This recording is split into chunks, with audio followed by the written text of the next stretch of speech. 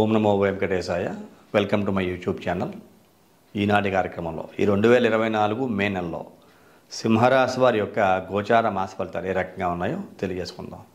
మొత్తం మీద గ్రహముల యొక్క సంచార కాలాలను పరిశీలిస్తే ఈ సింహరాశి వారు మే నెలలో ఆరోగ్యపరంగా చాలా జాగ్రత్తగా ఉండాలి అని నేను తెలియజేస్తాను. ఎందువల్ల మీకు గురుడు 10వ ఇంట సంచారం చేస్తున్నాడు. దశమ గురుడు సుమారుగా సింహరాశి వాళ్ళకైతే మంచివాడు కాదు. అష్టమాధిపతి 10వ ఇంట, అలాగే రాష్ట్రాధిపతి అయినటువంటి ఈ యొక్క రవి మీకు భాగ్యస్థానమునందు మేషరాశిలో ఉచ్చక్షేత్రగతిలో సంచారం చేస్తున్నప్పటికీ 14వ తారీఖు నుంచి 10వ ఇంట వృషభ రాశిలోకి మారతాడు. గురు రవుల యొక్క సంచారం. మరి రవి 10వ ఇంట అద్భుతంగా యోగించాలి. కానీ ఇక్కడ మీకు అష్టమ రాహువు యొక్క ప్రభావం ఎక్కువగా గోచిస్తోంది. ఇక్కడ బుధుడు రాహువు, అలాగే బుధుడు మీకు 9వ ఇంట సంచారం చేయటం, ధన కుటుంబ కారకులు లాభాధిపతి అయిన బుధుడు మీకు మేషరాశిలో తదుపరి వృషభ రాశిలోకి ప్రవేశించడం, శుక్రుడు మీకు 10వ ఇంట, గురు శుక్ర రవి బుధ గ్రహాల కలయిక మాసం చివరిలో ఉండడం, అంటే ఓవరాల్గా గ్రహ సంచార కాలం ద్వితీయంలో కేతువు యొక్క సంచారం, 2, 8 స్థానాల్లో రాహుకేతువుల యొక్క సంచారం, 7వ ఇంట శని యొక్క సంచారం, ఇవన్నీ కనుక చూసుకుంటే యోగిస్తున్నాయా అంటే యోగించకపోతే జీవితం కష్టం అవుతుంది. ఖచ్చితంగా ఏవో కొన్ని గ్రహాలు యోగిస్తాయి, యోగించకుండా ఉండవు. ఏ ఒక్క వ్యక్తి అయినా గోచారం ప్రకారంగా బాగోలేదన్నా వ్యక్తిగత జాతకంలో శుభమూలక గ్రహాల యొక్క సమయం ఉంటుంది. దాని కారణం చేత జీవితం ఏమి ఆగిపోదు, ఖచ్చితంగా 100% బాగుంటుంది. కాకపోతే కొన్ని సమస్యలు ఉంటాయి, కొంతమందికి చిన్న చిన్న సమస్యలు ఉంటాయి. ఎందువల్ల అంటే ఆరోగ్యపరంగా సమస్యలు, రక్త సంబంధమైన సమస్యలు. కొంతమందికి పూర్తి ఆరోగ్యంగా ఉంటారు. ఈ గ్రహ సమయాలు అనుకూలంగా లేనప్పుడు అనుకోకుండా పైల్స్ రావచ్చు.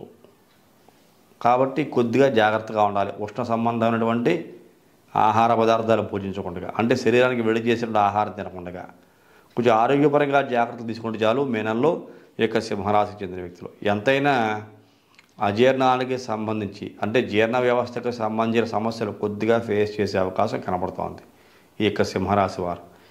ఓవరాల్గా చూసుకుంటే కనుక ఆరోగ్యపరంగానే జాగ్రత్తగా ఉండమని నేను ప్రత్యేకంగా మరీ తెలియజేస్తాను. అలాగే నేనేదో ఇబ్బంది పడిపోతున్నాను, ఆరోగ్యంగా ఉన్నా సరే నాకేదో అనారోగ్యం ఉంది అని మెంటల్గా టెన్షన్ పెట్టుకోకండి. చిన్న సమస్య, ఈ చిన్న సమస్యకు సూర్య నమస్కారం చేసుకోవటం, శివుని యొక్క ఆరాధన చేసుకోవటం ఉత్తమోత్తమ, ఆ దోషం తొలగిపోయే అవకాశం కనపడుతూ ఉంటుంది. అలాగే కొన్ని సందర్భాల్లో ఆరోగ్యపరంగా ఏదైనా యోగాభ్యాసం లాంటివి వేయగలిగితే వేయండి. దానివల్ల కూడా మంచి జరుగుతుంది. నాకేదో అసౌకర్యంగా ఉంది, నేను అసౌకర్యాన్ని అనుభవిస్తున్నాను, నాకేదో హ్యాపీ లైఫ్ లేదు అనేటువంటి నెగిటివ్ థాట్స్లోకి వెళ్ళకండి. ఓం నమ శివాయ అనే శివపంచాక్షరి మంత్రం చదువుకుంటూ ఉంటే అద్భుతమైన యోగాలు కలుగుతాయి. మరి చెప్పక తప్పదు. ఎందువల్ల అంటే అష్టమ రాహువు, అలాగే దశమ క్షేత్రంలో గురుని యొక్క సంచారం. రవి 10వ ఇంట యోగిస్తాడు. 10వ స్థాన స్థితి యోగం కలుగుతూ ఉంటుంది. అందువల్ల ఆలోచన బాగుంటాయి. ఆరోగ్యంగా బాగోలేదు అని కనిపిస్తూ ఉన్నా బాగుంటుంది, బాగోకుండా ఏముండదు, ఖచ్చితంగా బాగుంటుంది. అలాగే ఈ శివపంచాక్షరి మంత్రమే మీకు ఎన్నో సమస్యలకి పరిష్కారం చూపెట్టే అవకాశం కనపడుతుంది. ఇంకా శక్తి కలిగితే విష్ణు సహస్రనామం చదువుకోండి, మరింత యోగం పొందే అవకాశం కలుగుతుంది. భయపడాల్సిన అవసరం ఏమి ఉండదు, జాగ్రత్తగా ఉండండి. మంచి సమయాలు, మంచి రోజులు కూడా ఉండబోతున్నాయి సింహరాశి వారికి. ఎందువల్ల అంటే గురుదయాబ్ద ఫలము ఒక్కొక్క సంవత్సరం ఒక్కొక్క రాశి వారికి యోగం కలిగిస్తూ ఉంటుంది. కాబట్టి ఒక సంవత్సరం ఒక రాశి వారికి బాగుంటే ఇంకో సంవత్సరం ఇంకో రాశి వారికి బాగుంటుంది. ఇది కాలచక్రం తిరుగుతూ ఉంటుంది. కాబట్టి బాగోలేదు అంటే మొత్తం బాగోదు అనేవి కూడా కాదు, అంటే ఇతర గ్రహాల యొక్క ప్రభావం కూడా ఉంటుంది. కాబట్టి ఇతర గ్రహాల యొక్క ప్రభావం వల్ల భవిష్యత్తు ఖచ్చితంగా బాగుంటుంది. టెన్షన్ పడాల్సిన అవసరం ఉండదు. మీ పర్సనల్ హారోస్కోప్ అనాలిసిస్ చేయించుకోవాలన్నమాట, చేయించుకుని ఏదైనా దోషాలకు పరిహారం చేస్తే అవి కూడా చేసుకుంటే కనుక మంచి భవిష్యత్తు పొందే అవకాశం కలుగుతుంది.